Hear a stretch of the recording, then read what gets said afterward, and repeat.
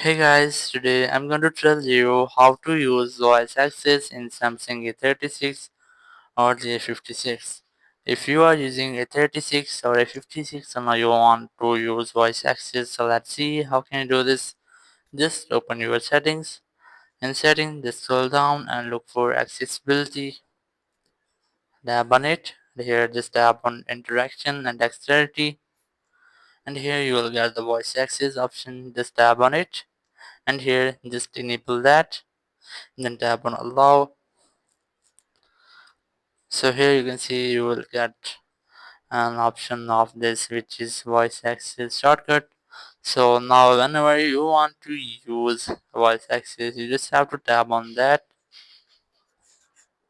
or if you want to stop, just scroll down your control center and here just tap on it to pause.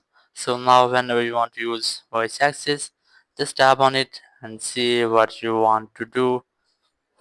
So that's how you can easily use voice access in your Samsung A36 or the A56. Thank you very much for watching the video. Until next video, bye bye.